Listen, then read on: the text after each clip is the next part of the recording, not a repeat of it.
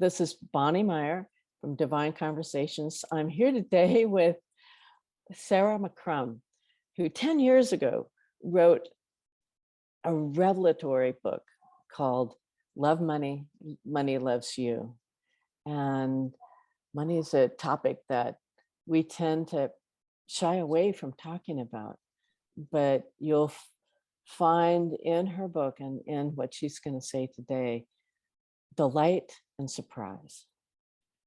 I'm going to read just from the beginning of the book some phrases that really sum up what she has to say in a lot of ways. I would like to tell you, this is money speaking, I would like to tell you to love me.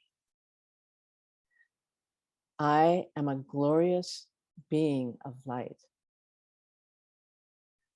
Love yourself so you can accept my power. So with that, Sarah, an educator and game changer, please say more about your book, which you are relaunching in the next few weeks. Well, that first little phrase that you read, I would like to tell you to love me, was the very first thing that I wrote it wasn't a conversation with money. It was like money was speaking to me through my notebook. And it probably is one of the most surprising things that ever happened to me, actually, because I never had that kind of attitude towards money. For me, money was something really that I ignored. And it was boring and probably rather serious. And I just didn't want to have a lot to do with it. And then I get these words being written in front of my eyes. I would like to tell you to love me. And it went on, as you described, and revealed to me that money, the way we think of it, is very kind of sterile in a way, notes and coins and transactions and all of that stuff. But behind that is this extraordinary energy. That's what I saw. It was an extraordinarily beautiful energy, actually, that connects us together. It's the energy that enables us to contribute to each other's lives. If you think about it, business is a way that you share your gifts, or you share your work, you share the thing that you can to benefit other people, and money makes all of that possible. And so it's an energy that links us all around the planet. And of course, when we misunderstand it and we think it's really heavy or evil or corrupting or all of those kinds of things, we can be afraid of it. But when it becomes this being of light, it described itself. So it's not a dark force. It's this very beautiful energy. We can choose how we operate around it. But when you embrace it in the way that it invites us to through the book, then you discover that there's a power in it, which is really different, I think, from the power that is often sought through money. And the power that comes with money it's very expansive. It's very generous.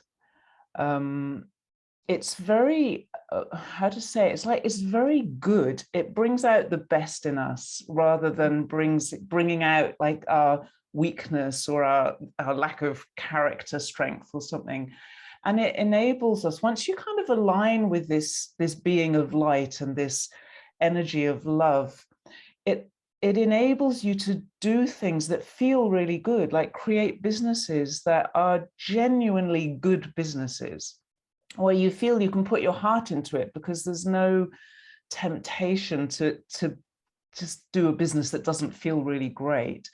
And then money, if you work with it the right way, will then flow through that business in a way that is actually genuinely different from the way we've done business in the past. I think this combination of love and money together, bring them into the same package, so to speak, enables us to do things that we've struggled to do in the past. As I'm listening to you, I've often thought of money as being like a river.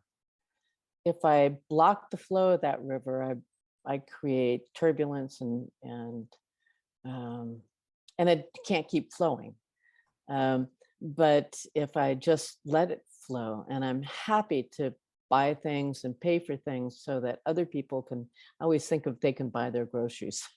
I'm helping people, others in their life, take care of their families, as long as that river keeps flowing. And as I'm listening to you, you're not. It feels like a river.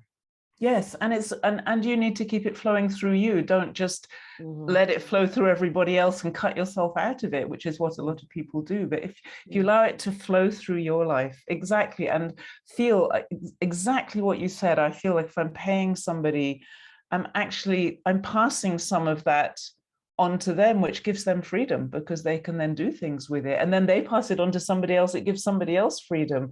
So it's this remarkable thing that as long as it keeps flowing, it gives one person after another like a little slice of freedom to buy something, to do something, to look after their kids, like very simple things that it enables, but it's like one after another, after another, after another. I just find that so beautiful. What do people say to you that they get out of reading this book or understanding, really taking these concepts in? I often hear things like, this is the first time I felt that money was alive. It wasn't something Mm. really dead and sterile for me. It's the first time I felt that I actually want to engage with it. I find that people gradually, as they kind of learn to shift their relationship with money, feel happy to do things with money, whether it's to do business, it opens up the heart of the business, so to speak, or just to negotiate their way through life, transact their way through life with just like a bit of peace around it. And Yeah. really, I think the bigger thing is that, we look so often for freedom by getting rich and don't necessarily find it. But the funny thing is, what the book offers is kind of a path to freedom, a kind of rich life in all dimensions, which includes money, which I find kind of fascinating. Well, and feel like it's an invitation to for more self-nurturing or acceptance as well. Very much so. Yeah. Very much. Somebody said to me the other day, I'm beginning to realize, Sarah, that self-love sits right at the heart of all of this. And as long as I love myself, then it's all going to work. And if I don't, it can't really work. Yeah. Yeah. Well, that's a beautiful summary. So the your book is available on Amazon, the Amazon, usual places. the usual places. All right. Well, thank you so much, Sarah. Um, it was a delight talking with you. And so this is Bonnie Meyer and Sarah McCrum, Divine Conversations. See you next time.